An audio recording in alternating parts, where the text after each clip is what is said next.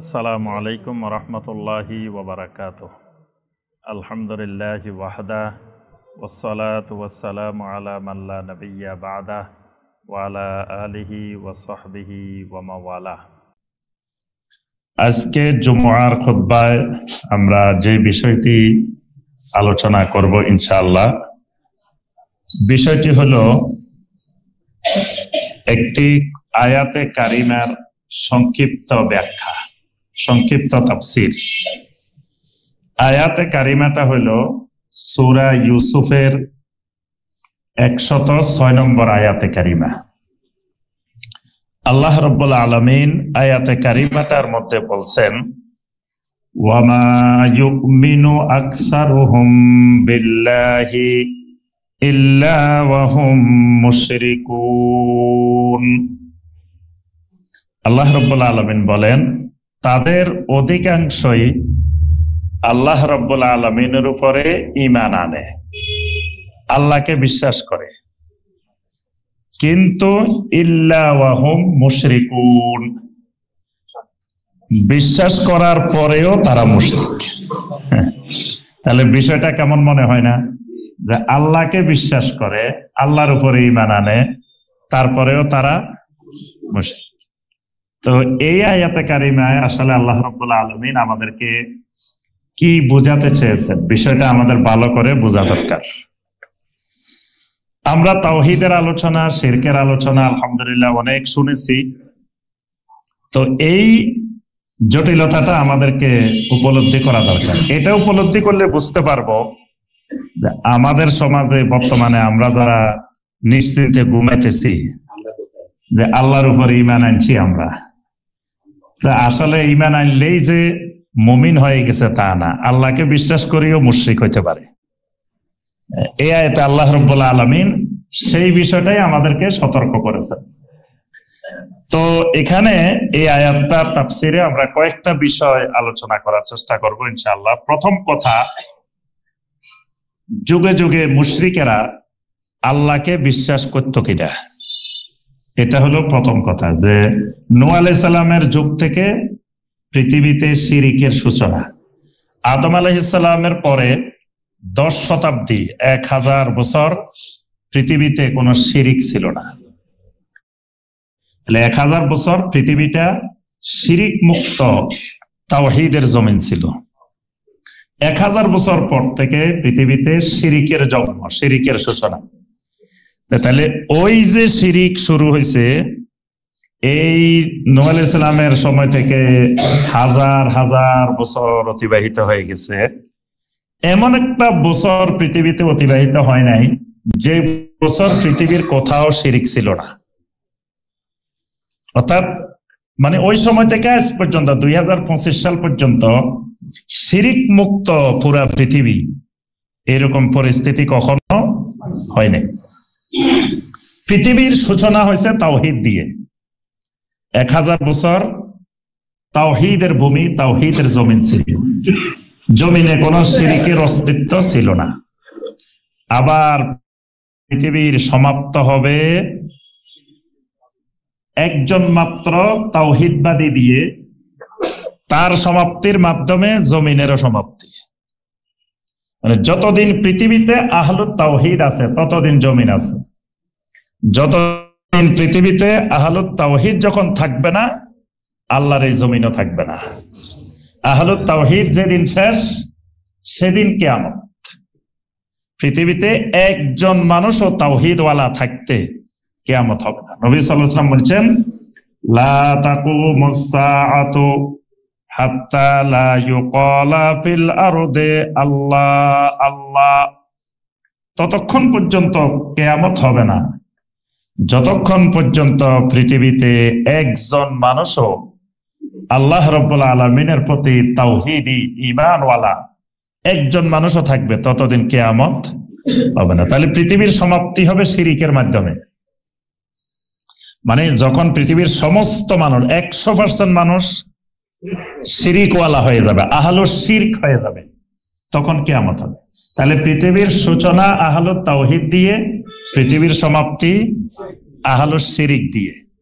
মানে কিয়ামতটা যখন হবে তখন আহলুশ শিরকদের উপরে কিয়ামতটা হবে, আহলুত তাওহীদের উপরে কিয়ামত হবে না।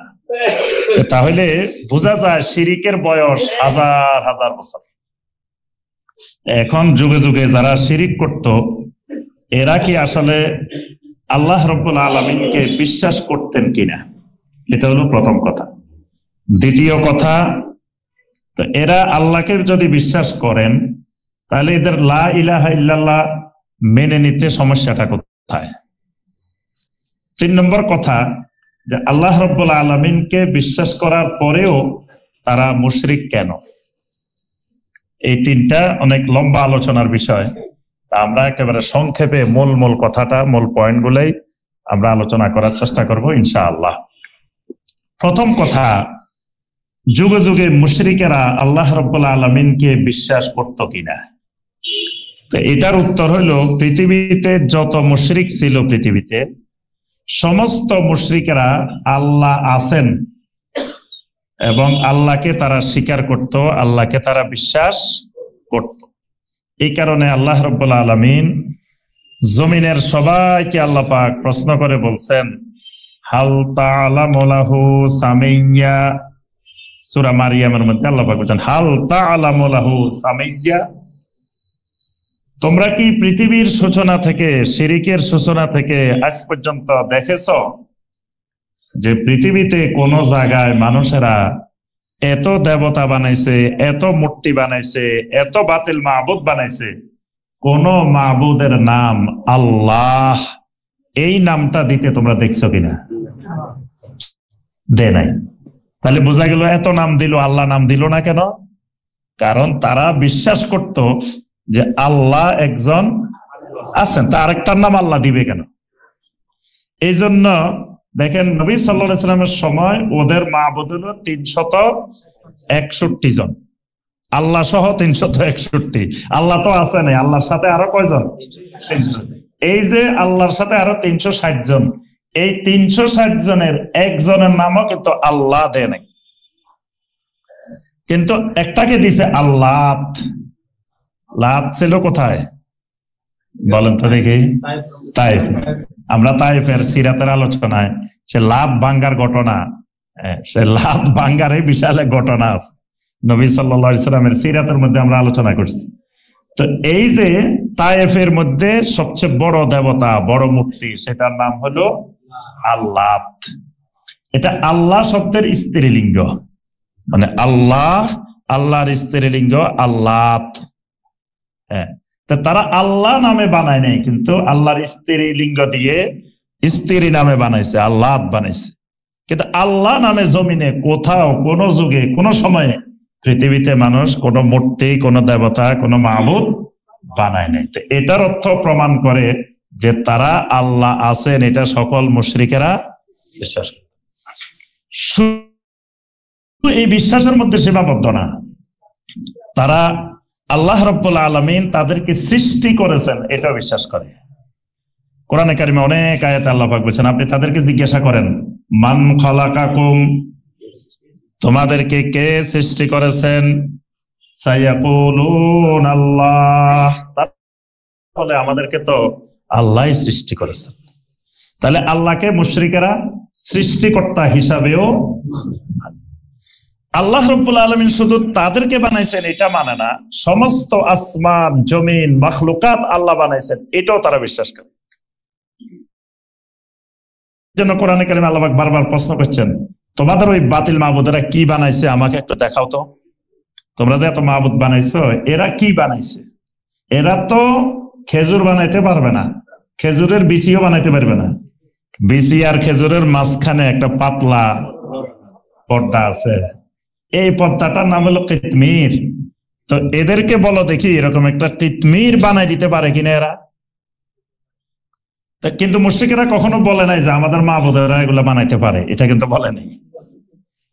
তার অর্থ তারা নিশ্চিত ভাবে, তাদেরকে যখন জিজ্ঞাসা করা হয়েছে মান খালাকাস সামাওয়াতি ওয়াল আরদ, কে আসমান আর জমিন সৃষ্টি করেছেন বলো দেখি, লায়াকুলুন্নাল্লাহুল আজিজুল হাকিম, তারা বলে অবশ্যই আসমান, জমিন, সমস্ত মাখলুকাত আল্লাহ রাব্বুল আলামিন বানাইছেন।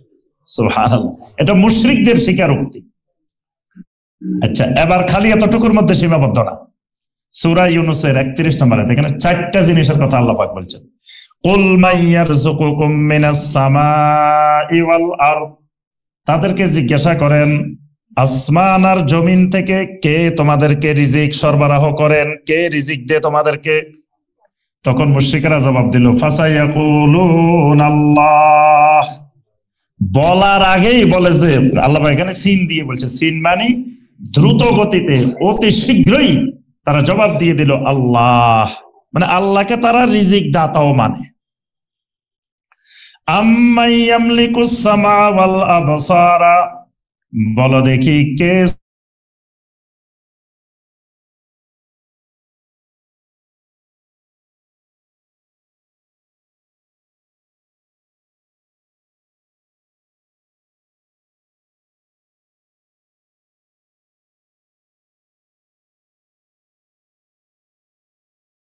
তুখরিজুল মাইয়াতা মিনাল হাই, কে জীবিত থেকে মৃতকে বের করে নিয়ে আসেন, মৃত থেকে জীবিতকে বের করে নিয়ে আসেন।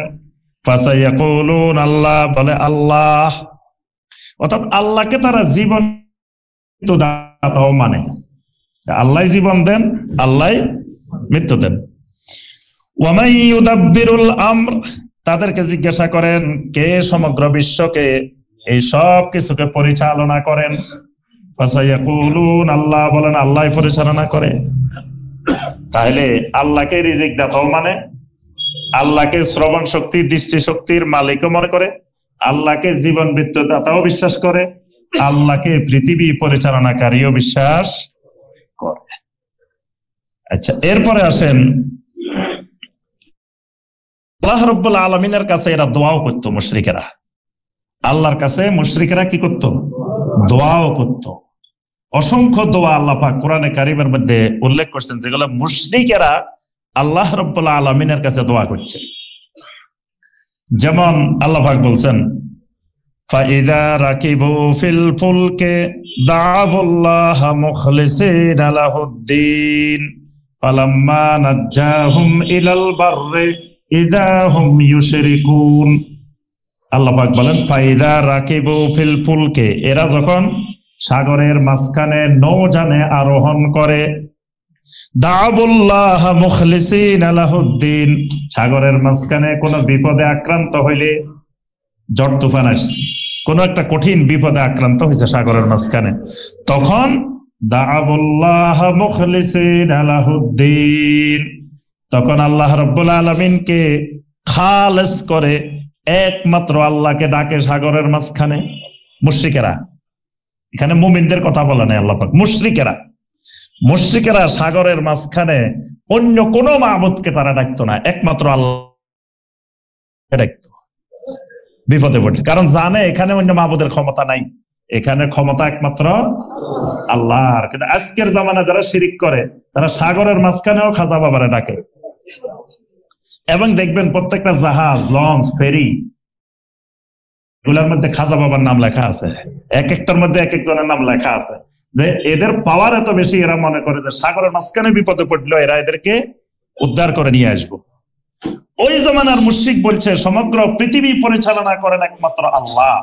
আজকের জামানার শিরিককারীরা বলে পৃথিবী তো আল্লাহ একা পরিচালনা করে না, আল্লাহর সহযোগী আছে, গাউস আছে, কুতুব আছে, আবদাল আছে, আওতাদ আছে, এদের সহযোগিতায় আল্লাহ পৃথিবী পরিচালনা করে। 7 মহাদেশে 7 জন কি আছে? গাউস আছে, গাউস। এদের মধ্যে যিনি প্রধান উনি হলো গাউসুল আজম। এই জন্য দেখবেন বিভিন্ন জনের নামের আগে কয় গাউসুল আজম। এই গাউসুল আজম হলো উনি 7 মহাদেশের লিডার, মানে আল্লাহর পরেই উনি এমডি সাহেব, উনি ম্যানেজিং ডিরেক্টর। গাউসুল আজম যিনি, উনি আল্লাহর প্রশাসনের এমডি, ম্যানেজিং ডিরেক্টর। আল্লাহ চেয়ারম্যান আর উনি হলো কি ম্যানেজিং ডিরেক্টর। এরপরে তারা আল্লাহর প্রশাসনকে সাজাইছে। এক গাউসের আন্ডারে 7 জন করে কুতুব আছে, তাহলে 7 7 49 জন কি আছে?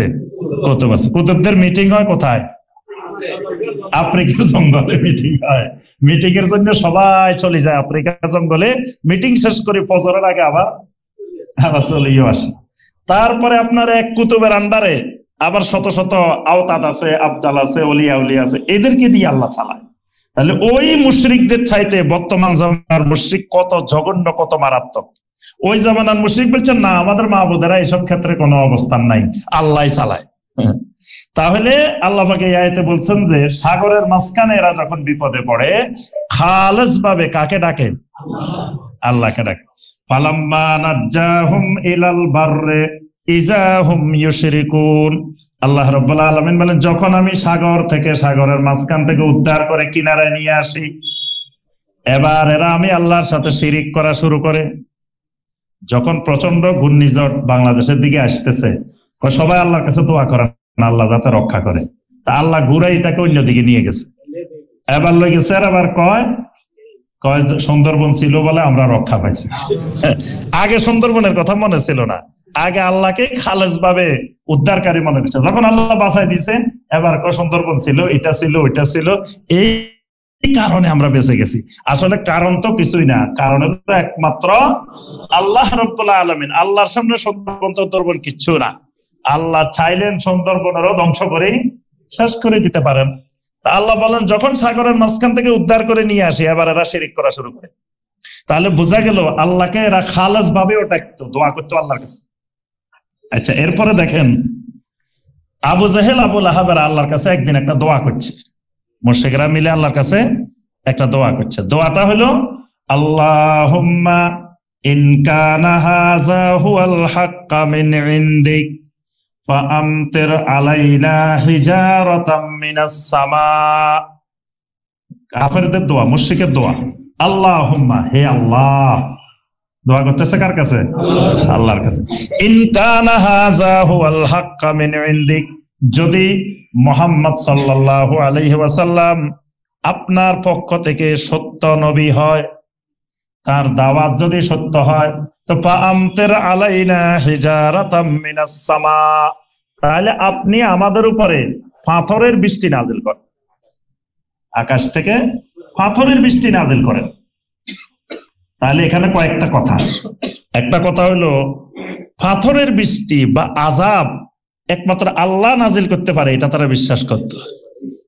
আর পাথরের বৃষ্টি দেওয়া বা আযাব দেওয়া আল্লাহ ছাড়া আর কেউ দিতে পারে, এটা বিশ্বাস করতো না। আল্লাহরাই তারা মনে করতো যে আল্লাহ পাথরের বৃষ্টি নাজিল করতে পারে, আযাব দিতে পারে। দ্বিতীয় কথা, এরা নিজেদেরকে আহলে হক মনে করত। এই জন্য এরা বলছে হুয়াল হাক্কা মিন ইনদিক, যে মুহাম্মদ সাল্লাল্লাহু আলাইহি ওয়াসাল্লাম যদি হক হয়, তাহলে আমাদের উপরে বৃষ্টি নাজিল করেন, আযাব নাজিল করেন। তারা তো আমরাই হক, মুহাম্মদ সাল্লাল্লাহু আলাইহি ওয়াসাল্লাম এবং সাহাবীরা বাতিল, নাউযুবিল্লাহ। তারা নিজেদেরকে কি মনে করত? আহলে হক মনে করত, আমরাই একমাত্র আহলে হক, মুহাম্মদ সাল্লাল্লাহু আলাইহি ওয়াসাল্লাম সাহাবীরা হক না। তাহলে আযাব নাজিল হইলে আমাদের উপরে হইব না, আযাব নাজিল হইলে ওদের উপরে হইব, নবী সাল্লাল্লাহু আলাইহি ওয়াসাল্লামের উপরে হইব, কারণ তারা হকের উপরে নাই। তাহলে এখানে তারা নিজেদেরকে আল্লাহর একান্ত মানে আস্থাভাজন মহব্বতের মানুষ মনে করতো তারা নিজেদেরকে। তাহলে আল্লাহকে বিশ্বাস না করলে আল্লাহর মহব্বতের মানুষ মনে করতো। আচ্ছা, এরপরে আসেন, তারা প্রতি বছর হজ করতো, উমরা করতো না? মুশরিকেরা হজ করতো না? হজের মধ্যে তালবিয়াও পড়তো। আমরা যে তালবিয়া পড়ি, এটা ইব্রাহিম আলাইহিস সালামের তালবিয়া। তারা এই তালবিয়ার মধ্যে কিছু পরিবর্তন করছে, কিন্তু পরিবর্তন করলেও তালবিয়ার প্রথম অংশ তারা ঠিক রেখেছে। তারা বলতো লাব্বাইক আল্লাহুম্মা লাব্বাইক, লাব্বাইক লা শারীকা লাকা, এই পর্যন্ত ঠিক আছে। এটা ইব্রাহিম আলাইহিস সালামের তালবিয়া। নবী সাল্লাল্লাহু আলাইহি সাল্লাম যখন তাওয়াফ করতেন, মুশরিকদের যখন এই তালবিয়া শুনতেন, তখন নবী সাল্লাল্লাহু আলাইহি সাল্লাম এই পর্যন্ত আসলে বলতেন কাদ কাদ, থেমে যাও, আর সামনের দিকে যাইও না। কিন্তু তারা কি থামার লোক? তারা বলতো কি, ইল্লা শারীকান হুয়া লাকা তামলিকুহু ওয়া মা মালাক। এখন দেখেন, প্রথমে তারা বলতো লাব্বাইক আল্লাহুম্মা লাব্বাইক। তাহলে আল্লাহকে স্বীকার না করলে কি লাব্বাইক আল্লাহুম্মা লাব্বাইক বলছে? আর হজ করতো কেন? হজ করতো আল্লাহর কাছ থেকে সওয়াবের আশাই তো করতো, না হয় কি কষ্ট করতো না? তাহলে আল্লাহকে বিশ্বাস না করলে হজও করতো না, উমরাও করতো না। তারা প্রতি বছর হজও করতো, উমরাও করতো, তালবিয়াও পড়তো, হাজিদেরকে পানি পান করাইতো, হাজিদের খেদমত করতো, হজের ব্যবস্থাপনা করতো। এই কষ্ট তারা কেন করতো? আল্লাহকে যদি বিশ্বাস না করে তাহলে এত কষ্ট করার তো দরকার ছিল না। আচ্ছা, এরপরে দেখেন আল্লাহর ঘরকে তারা বাইতুল্লাহ মনে করত, কাবায়ে মুশাররাফাকে তারা বলতো এটা বাইতুল্লাহ, এটা আল্লাহর ঘর। তো আল্লাহরে বিশ্বাস না করলে আল্লাহর ঘরে বিশ্বাস করতো না। এবং ওই ঘটনা তো আমরা সবাই জানি, আব্রাহার হস্তি বাহিনী আসহাবুল ফিল যখন আসছে কাবা ধ্বংস করার জন্য, তখন প্রথম দফায় 80 আব্দুল মুত্তালিবের 100 ওট নিয়ে গেছে। এখন আব্দুল মুত্তালিব গেছে তার সাথে দেখা করার জন্য। তো সে মনে করছে আব্দুল মুত্তালিব যেহেতু এই ঘরের মোতাবাল্লি, তাহলে আসছে কেমনে এই ঘর বাঁচানো যাবে ওই বিষয়ে আমার সাথে আলাপ করে। এখন 80 আব্দুল মুত্তালিব কয়, আপনি আবার 100টা ওট নিয়ে আসছেন, ওটগুলা দিয়ে দেন। কয়, রে আমি তো এতদিন নাম শুনছিলাম আব্দুল মুত্তালিব অনেক বড় নেতা, বড় লিডার। এটা করে ছোট্ট মন মানসিকতা, যেখানে হে আল্লাহর ঘরের মোতাবাল্লি, আল্লাহর ঘর ভাঙ্গি ফেলবো আমি, সেটা নিয়ে তার টেনশন নাই। তার মাত্র 100টা ওট নিয়ে আসছি, এটা চিন্তা হে অস্থির হয়ে গেছে। এটা কি জাতীয় নেতা? এটা ছোট্ট ফাতি নেতা। আচ্ছা, তখন আব্দুল মুত্তালিব যখন এই কথা শুনছে, তখন আব্দুল মুত্তালিব বললেন, ইন্না লিল বাইতে রব্বান ওয়া আনা রব্বাতুল ইবিল। তুমি তো বুঝো নাই, যেই ঘর তুমি ভাঙতে এসছো আমি ওই ঘরের রব না, ওই ঘরের রব আরেকজন। ইন্না লিল বাইতে রব্বান, ওই ঘরের আরেকজন রব আছে, ওনার সাথে তোমার সাথে বোঝাপড়া হইব, উনি কথা বলবো তোমার সাথে।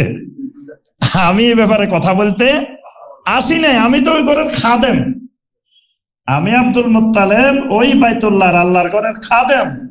তা আমি খাদেম হই মালিকের কথা বলতে আসমু কেন? এই জন্য আমি ওই কথা বলতে আসি নাই। ওইটা তোমার সাথে ওই ঘরের রব যিনি, ওনার সাথে তোমার বোঝাপড়া হইব, একটু পরে বুঝবা। তবে আমি হইলাম রব্বাতুল ইবিল, আমি এই ওটের রব, আমি ওটের মালিক, এই জন্য আমি ওটের কথা বলতে আসছি। তাহলে দেখেন এই কথাটার মধ্যে স্পষ্ট যে তারা বাইতুল্লাহকে, কাবায়ে মুশাররাফাকে কার ঘর মনে করত? আল্লাহ রাব্বুল আলামিনের ঘর মনে করত। আচ্ছা, এরপরে দেখেন আবু জেহেল, আবু লাহাবরা যখন বদরের যুদ্ধে যায়, মুশরিকেরা যখন বদরের যুদ্ধে রওনা দিছে, তখন এই মুশরিকেরা দোয়া করছে কোথায় গিয়ে? কাবার সামনে গিয়ে আল্লাহর ঘরের গিলাফ ধরে ধরে কেঁদে কেঁদে আল্লাহর কাছে দোয়া করছে যে আমরা আপনার দ্বীনকে, আপনার ঘরকে রক্ষা করার জন্য মুহাম্মদুর রাসূলুল্লাহ সাল্লাল্লাহু আলাইহি ওয়াসাল্লামের বিরুদ্ধে যুদ্ধে যাইতেছে। দোয়া করছে আল্লাহর ঘরে গিয়ে। কারণ কি? যুদ্ধে বিজয় করা তারা মনে করতে এটা আল্লাহ ছাড়া কেউ পারে না। এরকম শত শত দলিল কোরআনে কারিমে, নবী সাল্লাল্লাহু আলাইহি ওয়াসাল্লামের হাদিসে পাওয়া যাবে যে তারা মুশরিকরা কি করত? আল্লাহ রাব্বুল আলামিনকে বিশ্বাস করত। আচ্ছা, এখন আসেন, তারা আল্লাহ রাব্বুল আলামিনকে বিশ্বাস করে, আল্লাহকে এত কিছু মানে, কিন্তু নবী সাল্লাল্লাহু আলাইহি ওয়াসাল্লাম যখন বললেন ইয়া আইয়ুহান নাস কুলু লা ইলাহা ইল্লাল্লাহ তুফলিহু, ও দুনিয়ার মানুষ তোমরা বলো লা ইলাহা ইল্লাল্লাহ, আল্লাহ ছাড়া সত্য আর কোনো মাবুদ নাই। তুফলিহু, এই কথাটা মেনে নিলে তোমাদের দুনিয়ার জীবনও সফল হবে, আখিরাতের জীবনটাও সফল হবে।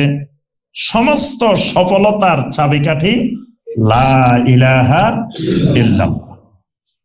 এখন এই মানুষগুলো আল্লাহকে মানে, লা ইলাহা ইল্লাল্লাহ পড়তে রাজি নেই। লা ইলাহা ইল্লাল্লাহ পড়তে এদের অসুবিধাটা কোথায়? যেহেতু তারা আল্লাহকে তো আগে থেকে চিনে, আল্লাহকে তারা সৃষ্টিকর্তা মানে, রিজিক দাতা মানে, পরিচালনাকারী মানে, জীবন মৃত্যু দাতা মানে, তো একমাত্র আল্লাহর ইবাদত করব। নবী সাল্লাল্লাহু আলাইহি ওয়াসাল্লাম যে কালেমার কথা মেনে নিতে বলতেছেন, এটার অর্থ হলো একমাত্র আল্লাহর গোলামি করব, আল্লাহর ইবাদত করব। তো যে আল্লাহকে তারা এত কিছু বিশ্বাস করে, তো ওই আল্লাহর ইবাদত করতে তাদের অসুবিধাটা কোথায়? এবার আসেন, এটা আমাদের দ্বিতীয় পয়েন্ট, যে তারা আল্লাহকে বিশ্বাস করে কিন্তু লা ইলাহা ইল্লাল্লাহ বলবে না, এটা বলতে রাজি নেই। এমনি আল্লাহকে মানে, আল্লাহর কাছে দোয়া করতেছে, আল্লাহর কাছে চাইতেছে, আল্লাহর ঘরে হজ করতেছে, আল্লাহর ঘরে উমরা করতেছে, সব আল্লাহর করতেছে, হাজীদের খেদমত করতেছে, সব আল্লাহর সন্তুষ্টির জন্য, সব আল্লাহর জন্য করতেছে, কিন্তু লা ইলাহা ইল্লাল্লাহ বলতে রাজি নয়। দেখেন আব্দুল মুত্তালিব, আবু তালেব, আবু তালেব নবী সাল্লাল্লাহু আলাইহি সাল্লামকে এমন ভাবে চিনে যেটা অন্য কারো পক্ষে এত বেশি নবী সাল্লাল্লাহু আলাইহি সাল্লামকে চিনা সম্ভব নয়। সেই আবু তালেব নবী সাল্লাল্লাহু আলাইহি সাল্লামের জন্য কত অত্যাচার, কত নির্যাতন সহ্য করল। এমনকি যেদিন আবু লাহাবের স্ত্রী এই দুষ্ট মহিলা হাম্মালাতাল হাতাব, আল্লাহ পাক কোরআনে ওই দুষ্ট মহিলার পরিচয় দিয়েছেন, হাম্মালাতাল হাতাব ফি জিদিহা হাবলুম মিন মাসাদ। ওই দুষ্ট মহিলা নবী সাল্লাল্লাহু আলাইহি ওয়াসাল্লামের সামনে এসে বলল যে ওয়া মুজাম্মামান আবাইনা ফাকাদ আসাইনা আসাইনা, তুমি মুহাম্মদ না, তুমি মুজাম্মাম। নাউযুবিল্লাহ। মুহাম্মদ মানে হলো আসমান জমিনে সর্বত্র যার প্রশংসা করা হয় তার নাম মুহাম্মদ। এর বিপরীত শব্দটা হলো মুজাম্মাম, মানে আসমান জমিনে সব জায়গায় যার নিন্দা করা হয়, তিরস্কার করা হয়। নাউযুবিল্লাহ। তা আবু লাহাবের স্ত্রী কিন্তু কবি ছিল, ওই মহিলা কিন্তু বড় কবি। তো মহিলা ছন্দ দিয়ে, কবিতা দিয়ে নবী সাল্লাল্লাহু আলাইহি সাল্লামকে গালি দিছে, মুজাম্মাম বলছে। আবু তালেব দেখেন কেমন আশেকে রাসূল। বাংলাদেশে এরকম আশেকে রাসূল আছে অনেক। আশেকে রাসূল আবার মুশরিক। কি আবু তালেবের মতো? আবু তালেব কিন্তু বিরাট আশেকে রাসূল। আল্লাহ রসুলের জন্য তার জীবন বিসর্জন দিয়ে দিছে। নবী সাল্লাল্লাহু আলাইহি সাল্লামের গায়ে একটা কিছু আক্রমণ, কোনো কিছু পড়তে আবু তালেব দেয় নাই। তাহলে নবী সাল্লাল্লাহু আলাইহি সাল্লামকে কত বেশি মহব্বত করলে তিনি এই কাজগুলো করতে পারেন। এখন তিনি শুনছেন তার ভাতিজা মুহাম্মদ সাল্লাল্লাহু আলাইহি ওয়াসাল্লামকে আবু লাহাবের স্ত্রী মুজাম্মাম বলছে, এত বড় সাংঘাতিক কথা বলছে। তিনি আর সহ্য করতে পারেন নাই। তিনি বসে দীর্ঘ ৮৩ লাইনের কবিতা লিখে ফেলছেন। আবু লাহাবের স্ত্রীর ওই কথার প্রতিবাদে নবী সাল্লাল্লাহু আলাইহি সাল্লামের প্রশংসায় ৮৩ লাইনের কবিতা লিখছে। একটা লাইন শুনেন কি লিখছে আবু তালেব। আবু তালেব লিখছে, ওয়া আবিয়াদা ইউস্তাসকাল গামামু বিওয়াজহিহি সামালাল ইয়াতামা ইসমাতাল লিল আরামিলি। এইভাবে ৮৩ লাইন এক ছন্দে লিখে ফেলছে। তো এখানে আবু তালেব বলতেছে, ওয়া আবিয়াদা, দুনিয়ার মানুষ আমার ভাতিজা মুহাম্মাদের পরিচয় আমার থেকে শুনে নাও। প্রথম পরিচয়, ওয়া আবিয়াদা, আমার ভাতিজার চেহারাখানা একটা শুভ্র সুন্দর চেহারা। সুবহানাল্লাহ। আবিয়াদা মানে সাদা। আমার ভাতিজার চেহারাখানা এক সুন্দর দবদবে ফর্সা, আমার ভাতিজার এক সুন্দর চেহারার অধিকারী। ইউস্তাসকাল গামামু বিওয়াজহিহি, আমার ভাতিজা মুহাম্মাদের এই চেহারাখানা আল্লাহ রাব্বুল আলামিনের দিকে তুলে ধরা হইলে সাথে সাথে আল্লাহ রাব্বুল আলামিন বৃষ্টি নাজিল করেন। সামালাল ইয়াতামা, আমার ভাতিজার কাছে যদি দুনিয়ার কোন এতিম সন্তান, অসহায় এতিম যদি আমার ভাতিজার কাছে আসে, ওই ছেলেটা, ওই মেয়েটা তার বাবা হারানোর ব্যথা, মা হারানোর ব্যথা বলে যায়। ইসমাতাল লিল আরামিলি, দুনিয়ার অভাবী নির্যাতিত কোন মানুষ যদি আমার ভাতিজার কাছে আসে, সে তার দুনিয়ার সব নির্যাতন, সব জুলুম সব বলে যায়। নিরাপদ আশ্রয়স্থল আমার ভাতিজা মুহাম্মদ সাল্লাল্লাহু আলাইহি ওয়াসাল্লাম। এভাবে আপনি যদি ৮৩ লাইন শুনেন, চোখের পানি ধরে রাখতে পারবেন না। এত প্রশংসা করেছেন আবু তালেব। তাহলে এই প্রথম লাইনে দেখেন আল্লাহকে কেমন ভাবে বিশ্বাস করে। আল্লাহ যে বৃষ্টি নাজিল করে এটাও বিশ্বাস করে। আল্লাহ যে বৃষ্টি নাজিল করে এটাও সে বিশ্বাস করে। বিশ্বাস না করলে কি কবিতার মধ্যে এই কথা বলছেন? এবং সে নিজে দেখছে নবী সাল্লাল্লাহু আলাইহি ওয়াসাল্লাম শিশু অবস্থা, ছোট্ট অবস্থায় একবার আরবে বৃষ্টি হইতেছে না মক্কাতে, তখন আব্দুল মুত্তালিবের নেতৃত্বে এখানকার মানুষ সব বাইতুল্লাহর কাছে গিয়ে সমবেত হয়েছে, আল্লাহর কাছে বৃষ্টির জন্য দোয়া করছে। দোয়া করতে করতে বৃষ্টি হয় না, অনেকক্ষণ দোয়া হয়ে গেছে। আব্দুল মুত্তালিবের পাশেই নবী সাল্লাল্লাহু আলাইহি ওয়াসাল্লাম, শিশু মুহাম্মদ সাল্লাল্লাহু আলাইহি ওয়াসাল্লাম দাঁড়ানো। আব্দুল মুত্তালিব কতক্ষণ পরে নাতিকে কাঁধের উপরে তুলে ফেলছে। কাঁধের উপরে তুলে আল্লাহর কাছে বলেন, আল্লাহ আমার নাতি মুহাম্মদ, আল্লাহ তার চেহারা খানার দিকে তাকায় বৃষ্টি নাজিল করো। সাথে সাথে বৃষ্টি নাজিল হওয়া শুরু হয়ে গেছে। এটা কিন্তু আরবের লোকেরা, এই মক্কার লোকেরা আবু তালেব নিজে চোখে দেখছে। এই কারণে সে কবিতার মধ্যে লিখছে ইউস্তাসকাল গামামু বিওয়াজহিহি, আমার ভাতিজার চেহারাখানা আল্লাহর দিকে দিলে সাথে সাথে বৃষ্টি নাজিল হয়। আচ্ছা, এত কিছু জানলো, এত কিছু বুঝলো, মারা যাওয়ার সময় নবী সাল্লাল্লাহু আলাইহি ওয়াসাল্লাম গিয়ে বলেন, চাচা রে, ইয়া আম্মে কুল লা ইলাহা ইল্লাল্লাহ, চাচা আপনি খালি লা ইলাহা ইল্লাল্লাহ বলেন। মানে একেবারে জান্নাতের গেটে পৌঁছে গেছে, দরজায় পৌঁছে গেছে, খালি লা ইলাহা ইল্লাল্লাহ বলবো আর ঢুকে যাবো। এত বড় মহা সুযোগ, কিছু করা লাগবে না, খালি সে লা ইলাহা ইল্লাল্লাহর ঘোষণা দিবে আর জান্নাতে ঢুকে যাব। কিন্তু সে এই মুহূর্তে গিয়েও সে বলল, আনা আলা মিল্লাতে আব্দুল মুত্তালিব, আমি আমার বাপ দাদার মিল্লাতের উপরে আছি, আমি লা ইলাহা ইল্লাল্লাহ বলবো না। তা আল্লাহরে মানে, কিন্তু লা ইলাহা ইল্লাল্লাহ বলবে না। তো এটার রহস্য কি? এটার অনেকগুলা কারণ কোরআনে কারিমে আল্লাহ রাব্বুল আলামিন বর্ণনা করেছেন। এক নম্বর কারণ, এই লা ইলাহা ইল্লাল্লাহ যদি তারা বলে তাদের মাবুদ কমে যাব। এক নম্বর কারণ কি? মাবুদ কমে যাবে। তারা বলতেছে আমরা চেষ্টা করতেছি মাবুদ বাড়ানোর জন্য, আর মুহাম্মদ সাল্লাল্লাহু আলাইহি ওয়াসাল্লাম এসে আমাদেরকে বলতেছেন কি? মাবুদ কমানোর জন্য। তো মাবুদ যত বাড়াইতে পারি তত লাভ, কমাইলে তো ক্ষতি। সূরা সোয়াদের 5 নম্বর আয়াত, তারা জবাব দিল, আজআলাল আলিহাতা ইলাহান ওয়াহিদা ইন্না হাযা লাশাইউন উজাব। বলতেছে মুহাম্মদ সাল্লাল্লাহু আলাইহি ওয়াসাল্লাম আমাদেরকে যে দাওয়াতটা দিতেছেন এটা তো এক আজব কথা। লাশাইউন উজাব, উজাব হলো মানে মহা আশ্চর্যজনক কথা, খালি আশ্চর্যজনক না। নবী সাল্লাল্লাহু আলাইহি ওয়াসাল্লামের দাওয়াতের মধ্যে আশ্চর্যজনকের কি হলো? আশ্চর্যজনকটা হলো তারা বলতেছে, আজআলাল আলিহাতা ইলাহা ওয়াহিদা। দেখো, আমরা সবাই মিলে চিন্তা করতেছি আরো কেমনে মাবুদ বাড়ানো যায়। 361 জন আছে, আরো কিছু বাড়াইলে আমাদের তাহলে মাবুদদের কর্মপরিধি দায়িত্ব কমে যাইব, কাজটা ভালো হইব। যেমন ধরেন আমাদের উপদেষ্টা পরিষদে আছে 21 জন, আরো বেশি হইলে এক একজনের আন্ডারে 2-3টা মন্ত্রণালয়, তখন একজন এক মন্ত্রণালয় দেখতে পারবেন, তাহলে আরো বাড়াইলে সুবিধা। এখন সবাই বললো, লাস্টে আসে আমাদের মাননীয় প্রধান উপদেষ্টা বললো, কোনো উপদেষ্টারে দরকার নাই, সব আমি চালাব। এবার আমরা তো টেনশনে পড়ে যাবো, কিরে এতজন থাকি আমরা শান্তিতে নাই, নিরাপত্তার হীনতায় ভুগতেছি, রাস্তাঘাটে কোথায় ডাকাতি, কোথায় চুরি, কোথায় কোন সময় কি হয়, এই ভয়ের মধ্যে আছি।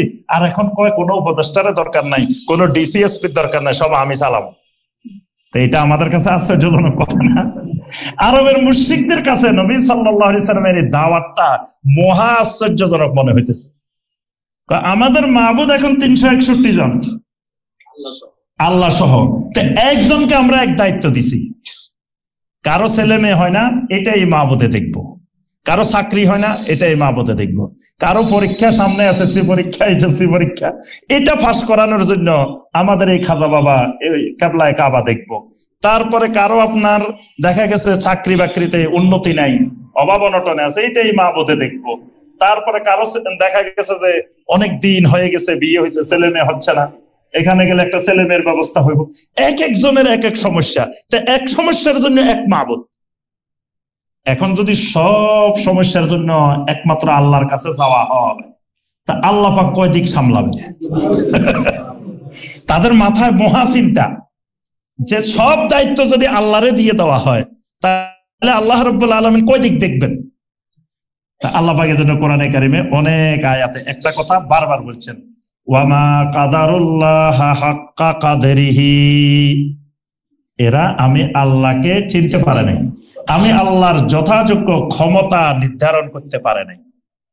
মানে এরা আল্লাহকে মাখলুকের মতো মনে করে বসে রয়েছে। এজন্য দেখবেন যত শিরিককারী আছে, প্রত্যেক শিরিককারীর দলিল আল্লাহকে এরা মাখলুকের মতো মনে করে।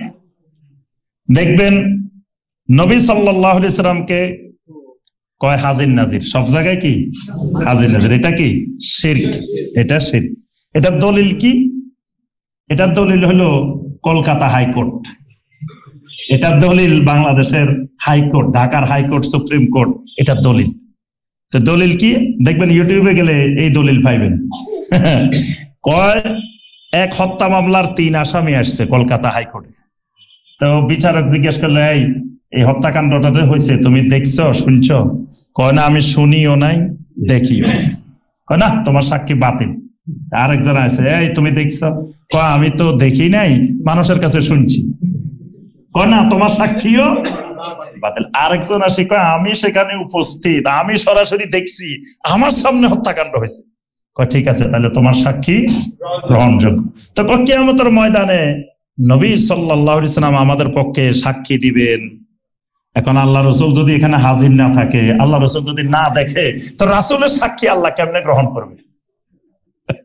ওই কলকাতা হাইকোর্টের বিচারের কিয়ামতের ময়দানের বিচারের সাথে তুলনা করে শিরিকে ডুবে গেছে।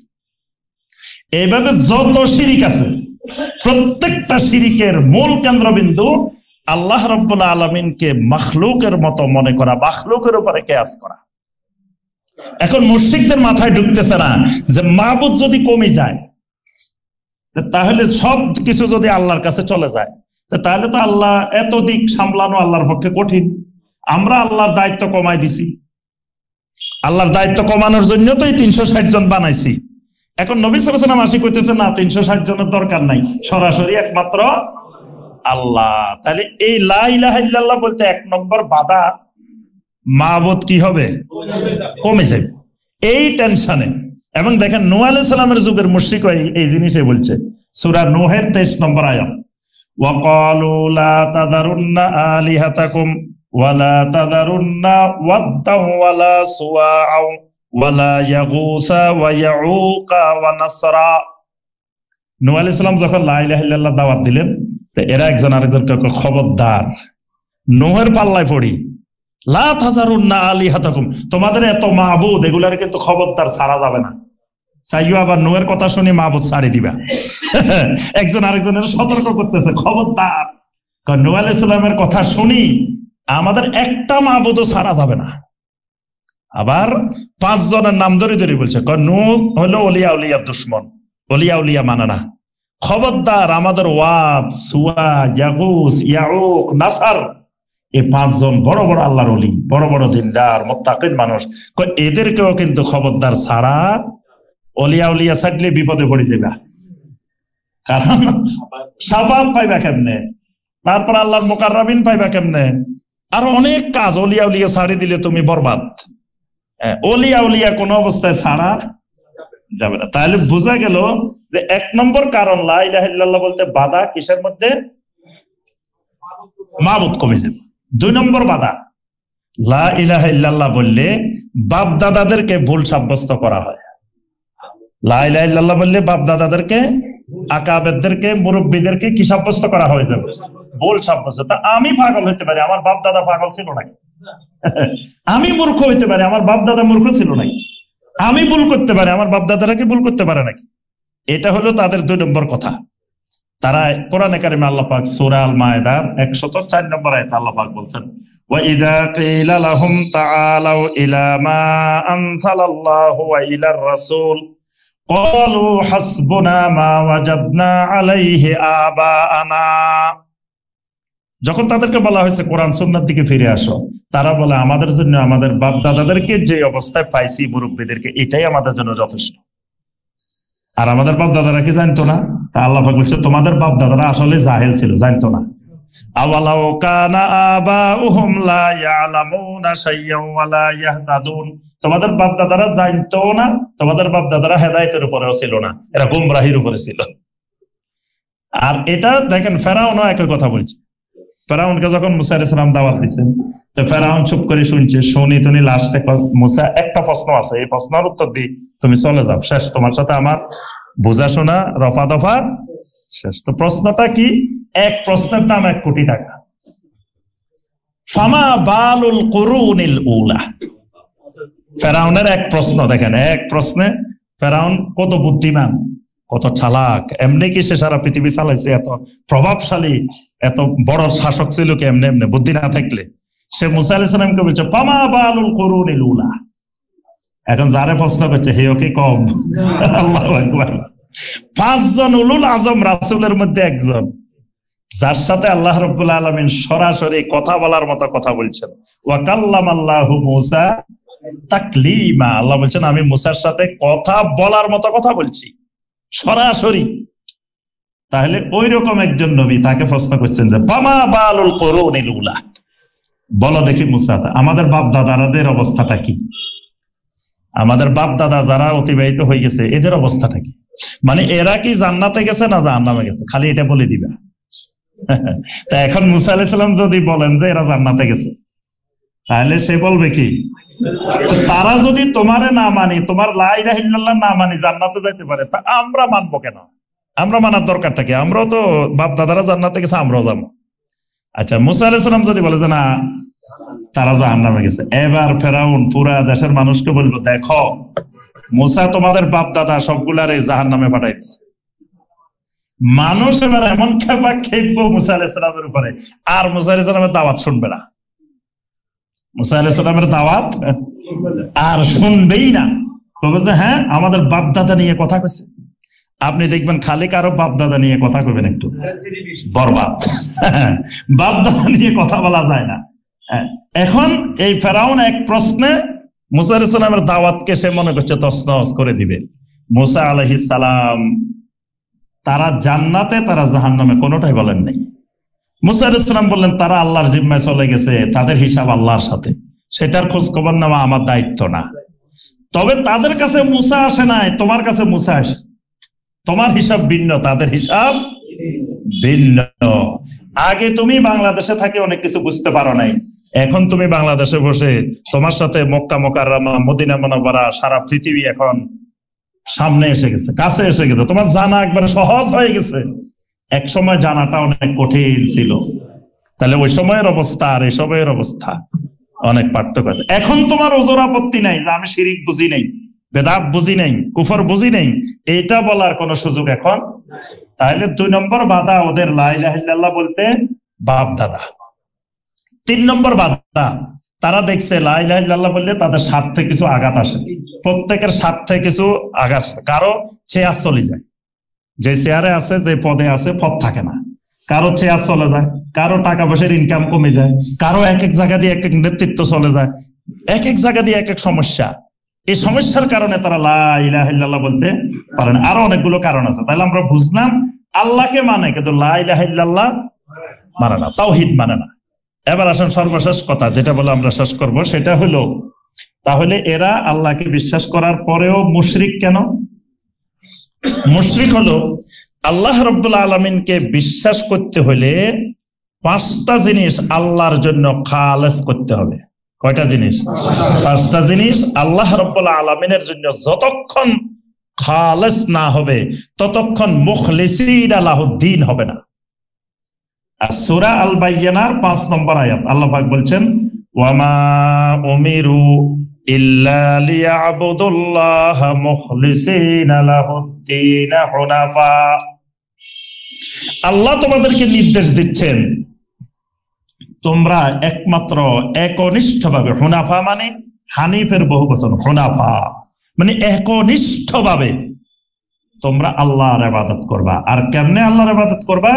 মুখলিসিনা লাহুদ্দিন, আল্লাহর জন্য দ্বীনকে খালেস করে, তখন এটা আল্লাহর ইবাদত হবে। এর বাইরে আল্লাহর ইবাদত করলে এটা আল্লাহর ইবাদত হবে না, ওটা আল্লাহর ইবাদত করিও মুশরিক হবে। আরবের মুশরিকরা অনেক ইবাদত করছে, হজ করছে, উমরা করছে, আরো অনেক ইবাদত করছে, কিন্তু ইবাদত করিও মুশরিক। কারণ কি? তারা আল্লাহর জন্য দ্বীনকে খালেস করে নাই, মুখলিসিনা লাহুদ্দিন করে নাই। এই জন্য কোরআনে দেখবেন অসংখ্য আয়াতে আল্লাহ পাক এই কথাটা বারবার বলছেন, আলা লিল্লাহি দ্বীনুল খালেস, আল্লাহর জন্যই জেনে রাখো দ্বীনকে আল্লাহর জন্যই খালেস করতে হবে। মানে দ্বীন মানাটা খালেস হইতে হবে আল্লাহর জন্য। ইবাদতটাই হলো দ্বীন, দ্বীন মানা মানে আল্লাহর ইবাদত করা। তো ইবাদতটা করতে হবে মুখলিসিন মানে একমাত্র আল্লাহর। তা আল্লাহর জন্য খালেস না করলে আপনি যতই আল্লাহকে বিশ্বাস করেন কিন্তু আপনি মুমিন হওয়া যাবেন। তো মুখলিসিন হতে হলে কয়টা জিনিস বলছি? 5টা। এই 5টা পয়েন্ট মনে রাখবেন, তাহলে তাওহীদ বোঝা তাওহীদের উপরে ইস্তেকামত থাকা একেবারে সহজ। 1 নম্বর খালক, 2 নম্বর মুলক, 3 নম্বর তাদবীর, 4 নম্বর আল আসমা ওয়াস সিফাত, 5 নম্বর ইবাদত। এই 5টা জিনিস একমাত্র আল্লাহর জন্য খালেস করলে আল্লাহকে মানা হবে, মুমিন হওয়া যাবে। যতক্ষণ 5টার একটা আল্লাহর জন্য খালেস হবে না, 4টা হয়েছে একটা হয় নাই, ততক্ষণ ইল্লা ওয়াহুম মুশরিকুন। আল্লাহকে যত বিশ্বাস করুক, যত আল্লাহর ইবাদত করুক, তারপরে সে মুশরিক। 1 নম্বর কি বলছি? খালক, সৃষ্টি। আল্লাহ রাব্বুল আলামিন, আমরা যত সৃষ্টি মাখলুকাত দেখি আর যা দেখি না, আমরা সব সৃষ্টি কিন্তু দেখি না, আমরা নিজেই তো দেখি না। আমার আপনার ভিতরে যে জিনিস আছে এগুলো দেখেন, দেখি না। কত যন্ত্রপাতি, কত জিনিস ভিতরে, এটা আমরা কিচ্ছু দেখি না। আমাদের চোখে নিজের কানটাও দেখি না। এখান থেকে এখানে মাঝখানে দূরত্ব কত দূর? চোখে আর কানে 6 মাসের রাস্তা, এটা কিন্তু একেবারে 6 মাসের রাস্তা। এমনি রাস্তায় দূর মনে হইতেছে, কিন্তু রাস্তা 6 মাসের। কান এটা আমরা দেখি, আমার চোখের পাশে, কিন্তু আমরা দেখি না। অনেক জিনিস আমরা দেখি না, এই জন্য দেখা সম্ভব না।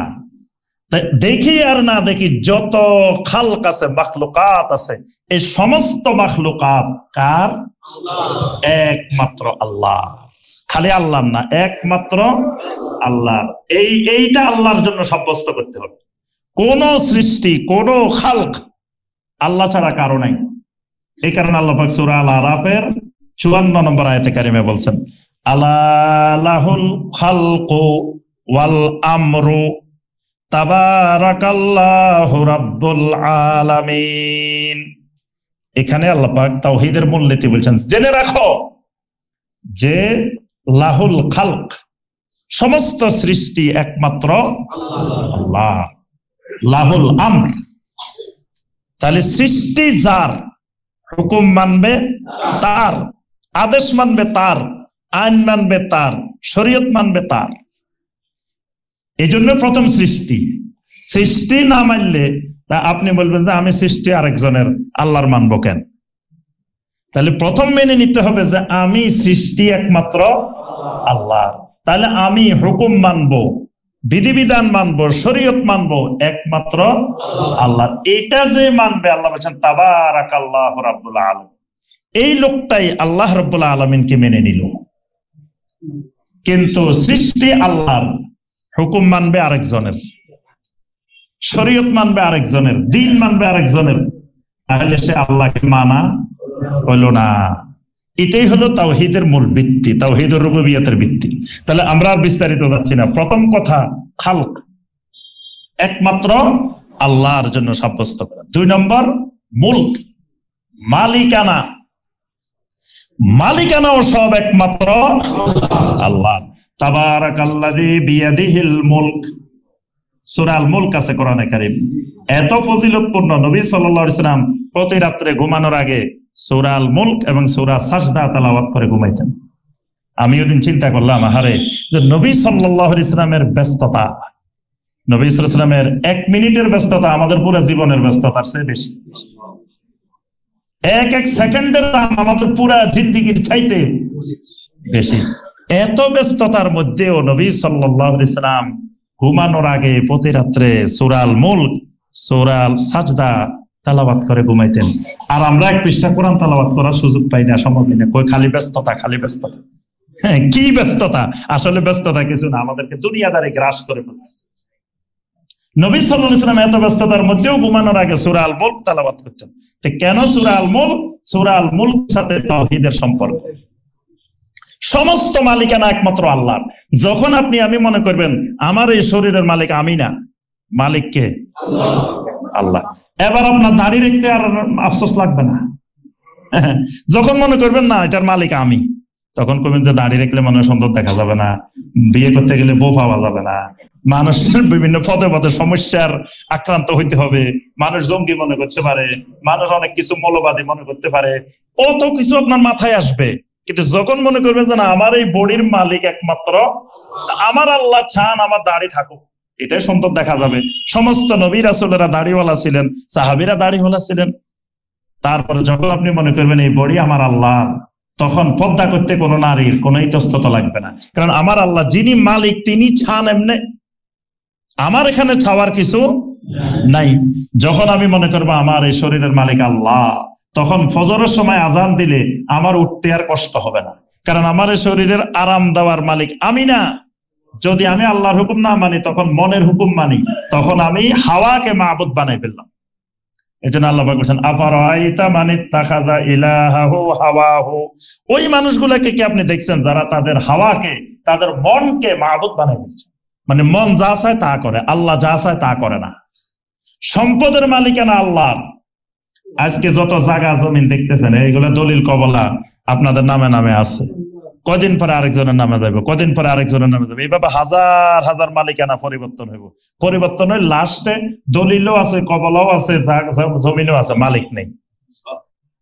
কিয়ামতের সময় কি সব শেষ, কেউ নাই। এখন আর কোন ওই জমিন আছে, সব আছে, তো এগুলার মালিক কে? এখন মূল মালিকের কাছে ফিরে যাবে। তাহলে আমাদেরকে আল্লাহ দিয়েছেন সাময়িক মালিকানা, কিন্তু সাময়িক মালিকানা পাই আমরা মূল মালিক হয়ে বসে গেছি।